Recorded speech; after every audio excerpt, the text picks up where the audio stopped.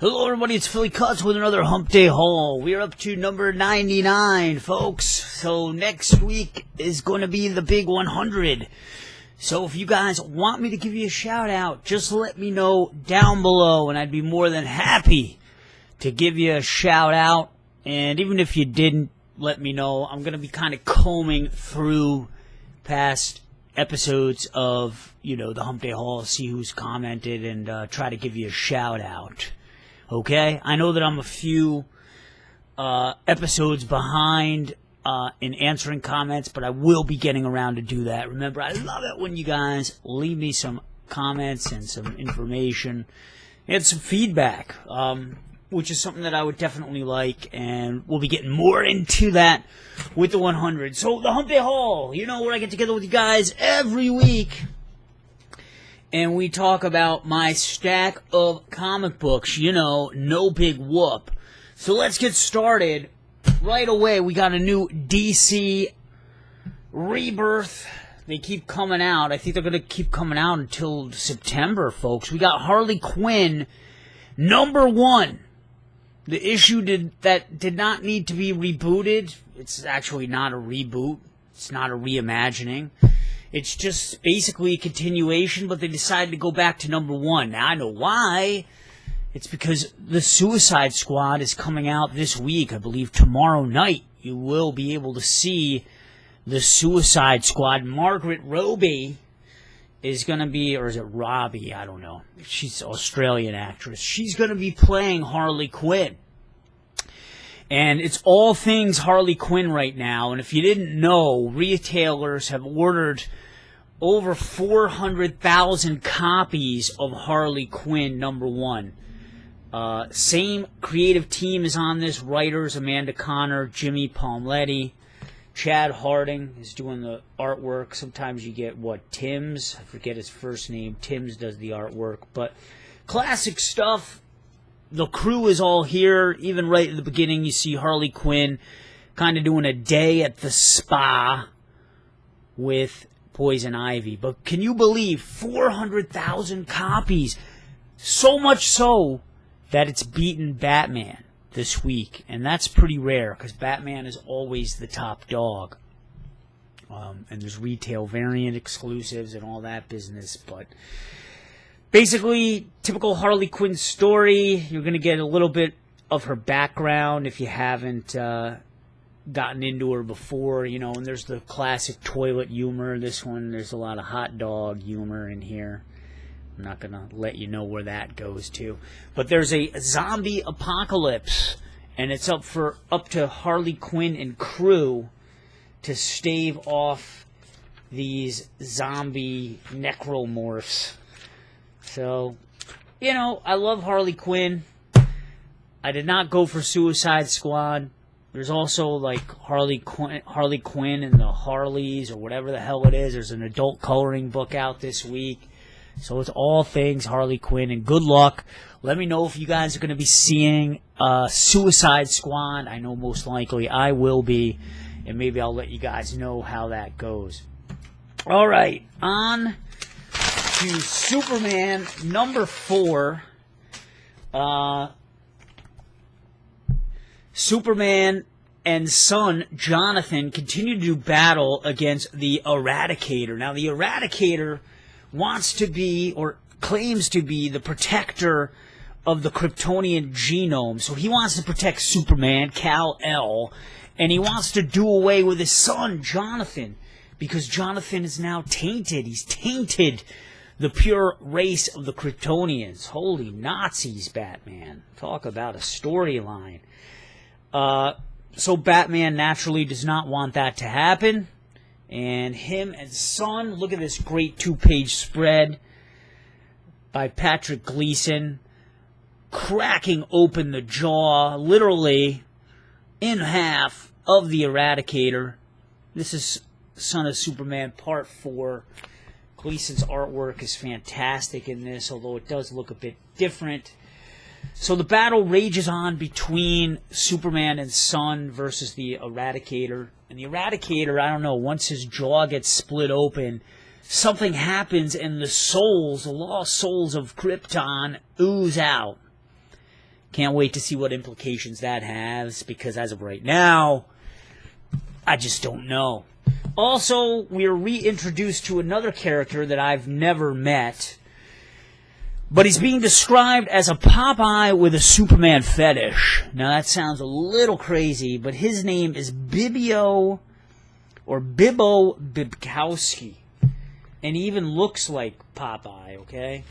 Here he is arm wrestling with patrons in this restaurant, and yeah, he definitely does look like a Popeye the Sailor Man.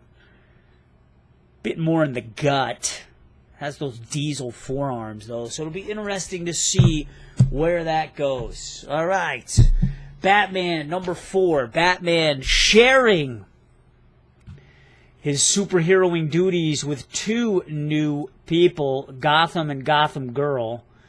Interestingly enough, last issue, we were kind of introduced to the origin story of Gotham and Gotham Girl. Very similar to Batman's, but with a twist and a better ending. I'm not going to ruin it for you. You should go read issue number 3. But it turns out that Gotham is a bit unstable. Now, there's some bad people going around Gotham blowing things up. And they are known as the Monster Men. And Gotham tries to stop this Monster Man, who's actually on this edge of the building, looking as though he's about to commit suicide. And I guess this is a play on an earlier DC series known as All-Star Superman. We all know that All-Star Batman is going to be coming out soon. But this is a play on that event, except this one has much more disastrous consequences. As you can see, the bomb has gone off. Monster Man and Gotham in the fireball of that explosion. But as time goes on in this issue, we learn that Gotham is a bit unstable, and he kind of believes that he can fix things. He keeps saying, I can fix it, I can fix it. And he gets into a altercation with Batman, and Batman kind of tries to tell him, you know, no, you can't fix everything. And what we see here is like a bridge about to collapse. And Batman goes on to tell him, you know, dude, you're not a architect, blah, blah, blah. You know, you don't know what you're doing. You can't do this alone. And Gotham takes exception to this, and he proceeds to throw a metal beam at Batman, trashing his Batmobile. At least I think it's his Batmobile. So yeah, he can do it. Only he alone can fix it, right? It kind of sounds like somebody who's running for president, right? Some dipshit. All right, anyway, Batman number 4. It'll be interesting to see where this goes. Where's this lead to? Are they going to be able to make amends? And how long is Batman going to be sharing the crime-fighting duties of Gotham with Gotham and Gotham Girl? On to Green Lanterns number 4. What the hell is the name of this one? Rage Planet Part 4. 2 rookie Green Lanterns, Simon Bez, but he's actually a bit more experienced than Jessica Cruz, are trying to stop the Red Lanterns from taking over the Earth. The Red Lanterns have planted these hell towers all over planet Earth. People are becoming infected with like a rage virus, and it's turning them very angry. It turns out that Jessica Cruz is one of these people who are infected. We know that last issue her sister was infected.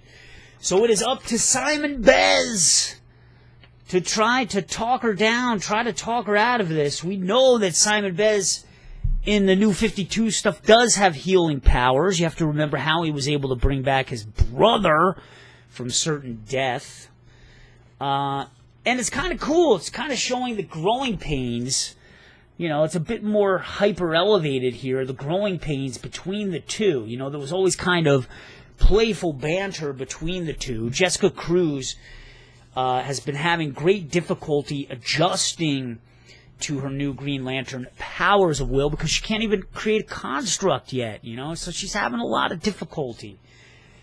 I'm pretty sure Simon's going to be able to talk her out of it. So it'll be interesting to see where this goes, where this leads to. The Red Lanterns are kind of on hold in this issue until the very end. And it's a lot of talking and further characterization between those two rookie Green Lanterns. So check it out. Hey, people, I'm trying to go faster in this episode. Tell me how I'm doing. All right. Justice League number 2. Now, I don't know how I've been feeling about this. New 52, Justice League, that was like one of the best IPs of New 52, right? I don't know if I'm feeling it so far from this. It's kind of, like a standard doomsday scenario. The Extinction Machines, Part 2. There is seismic, cataclysmic activity all over planet Earth. That means there's a lot of earthquakes, people. I guess there's earthquakes on every continent. And luckily, there's about, 7 members of the Justice League. They're scattered around all over the Earth trying to contain things. They're containing floods in Hong Kong. They're containing alien invaders in Gotham, so on and so forth. People are changing into zombie-like creatures, known as, I believe, the Kindred? Yes, the Kindred. And they like to repeat and they like to say things, but look at all these creatures that are invading Earth. And it's getting worse and worse, folks, because these little creatures, they assemble together like Voltron. And look at what's starting to happen here. The people that have become infected by the creatures, yeah. Kind of looks like Voltoom, right? Giant Voltoom, the first Green Lantern. Well, anyway, that's what's happening down on Atlantis. Even Atlantis can't avoid this. So, I don't know. It'll be interesting to see. The story is a bit disjointed. It's a bit discombobulated because it's bouncing around all over the place between all the members of the Justice League. So it'll be interesting to see how it goes. Looks like it's going to be a very quick read, but yeah, the Extinction Machines, Justice League number 2. And on to Aquaman, finally. Geez, 6 issues of DC. As you can see, Arthur Clarke, he's in cuffs, baby. He has gotten into some big trouble. All the bad happenings at Spindrift Station, the landlocked base of Atlanteans. They're trying to bridge the gap between Atlanteans and humans, the surface dwellers. A big PR campaign that went wrong thanks to the hands of Black Manta. He's the actual terrorist who planted bombs in Spindrift Station. But there's also a ship, the USS Pontchartrain, and the United States believes that Atlanteans have ordered the sinking of this ship. Now, could it actually have really been the Atlanteans, or is it more likely the Black Manta? I'm not gonna ruin it for you guys. Well, just a little bit, but here's Black Manta chewing the fat with a new mercenary crew that he's kind of hooked up with. They explore a lot of interesting things in this. We explore terrorism, we explore separatism. A lot of big, powerful themes in here. Dan Abnett, I think, has been doing a good job writing this book. Aquaman believes that if he stays in prison, here he is talking to U.S. officials, that is going to stave off any kind of conflict between him and the U.S. government. Mara, on the other hand, his girlfriend, who I love, has other plans and wants to try to break Aquaman out of his confinement. So I can't wait to see how that's going to go over with the U.S. government, people. I don't know if they're going to really appreciate it all that well. So, I don't know. I'm hoping that they get more down in the ocean, man. I mean, they got a bit of it in here, but I feel that, Aquaman excels when it's actually in the water. I mean, doesn't that make sense? When we're introduced to new sea creatures and more of the culture of Atlantis, I like Aquaman, but I feel like it's just been so stuck on, Arthur Clarke being torn between, his Earth world and his water world, you know, because obviously Aquaman is part Atlantean, part land dweller. His father was like a lighthouse operator, and I think his mother was like a former Atlantean queen. But I feel like, you know, it's time to move forward, man. We've been kind of stuck on that theme for just so long. It's trying my patience. You know, I want to see Aquaman doing battle against some creepy underwater beasts and underwater beings. Hell, they even had him go in other dimensions in New 52, right? Okay, I got one issue from Marvel. No Star Wars comics this week, if you can believe it. So we got Punisher number 4. Punisher continues to wage his one-man battle, one-man army, that is Frank Castle, against Condor, which is a mercenary group that has gone into the drug business. A drug known as EMC, which is sort of like PCP on steroids, if you can imagine that. Person takes this drug, they become super strong, super enraged, they don't feel any pain. And in a sense, yes, it's a recipe to become a super soldier, a super killing machine. Punisher has decided to do battle against these peeps. He's been knocking them out left and right. These guys are evil, they're nefarious. One of the members of this group actually strapped a bomb to their little daughter, who is now in this van with Punisher. Sorry it's not the best picture, but you see my middle finger there? Yeah, there she is. The rest of the dudes are trying to track him down, run him off the road. Is Punisher going to have the new sidekick in the form of a little girl? Professional style? Do you remember that movie, The Professional? Kind of before Natalie Portman became famous. I don't know. Only time will tell. But Punisher is mostly on the trail of the evil sociopath. This man in the middle here. Face. And he earned that name because he likes to cut off the face, the skin, the face, the dead skin mask of his victims, and then nail it on the wall. Well, Punisher has some choice words he wants to say to that guy. I can tell you that. I don't think it's going to end very well. All right, on to Dark Horse Comics. We got Baltimore Empty Graves, Part 5 of 5. His quest to track down the Red Witch is coming to an end, folks. In the last issue, we learned of her name. We learned of her origin. She's Russian. She was into the occult. She got led astray. The bitch killed his best friend. That's why he's so upset. That's why he's like, I gotta find her. I gotta kill her. And it turns into a massive bloodbath, people. It's a bloodbath in this issue. And it looks like Baltimore may be losing more of his crew, so I can't wait to see who makes it and who doesn't. Will Lord Baltimore make it out unscathed? I mean, look at this guy. He's got a peg leg. He's got swords sticking in him. He's a pincushion. Baltimore's badass. I can't convey that to you guys enough. And it was great. In the last issue, he's kind of confronting these high priests of the Red King. They were the ones that told him of the Red Witch's origins. And he was just totally badass. He's just like, I will keep going till one of us does not make this out alive. Something to that effect. So, if you want to get into some Mignola stuff, if you're into creepy occult magic, creepy spell casting, this is your book, man. You may want to wait for it to come out and trade, because yes, this is 5 out of 5.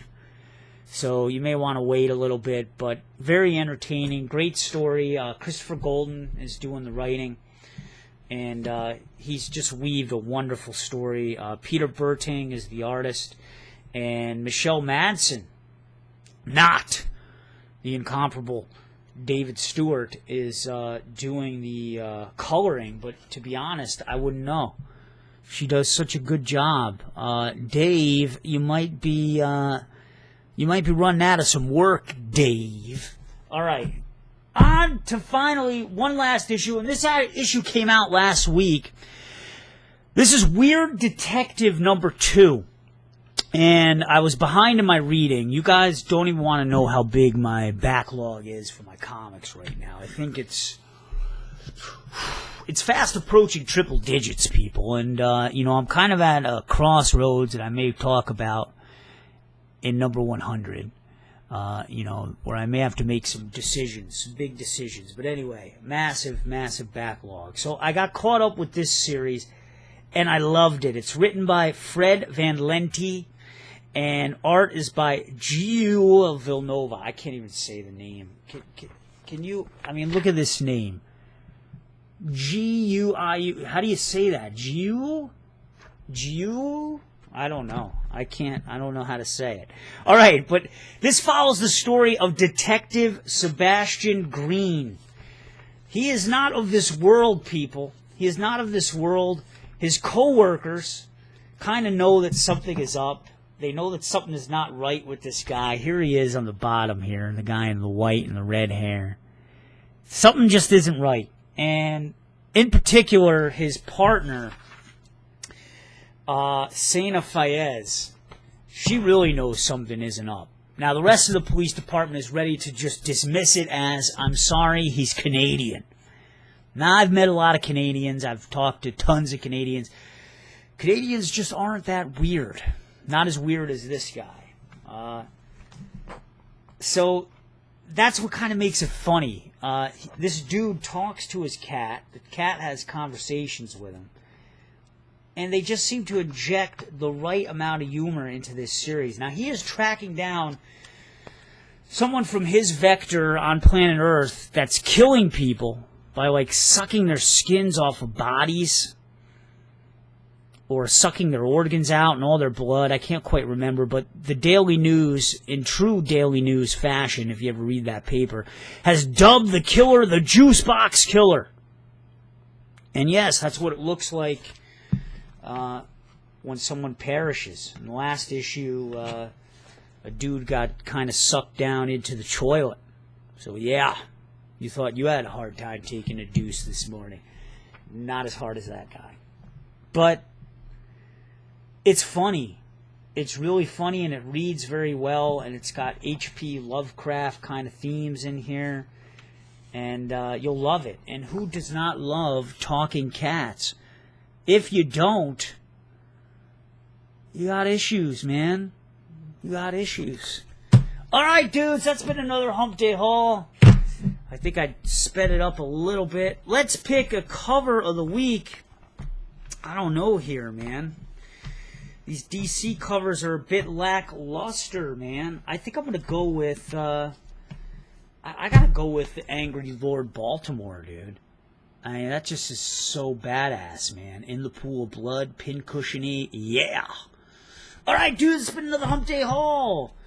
Let me know what you're liking, what you're disliking, and let me know if you want to shout out next week, guys. Thank you very much. Bye.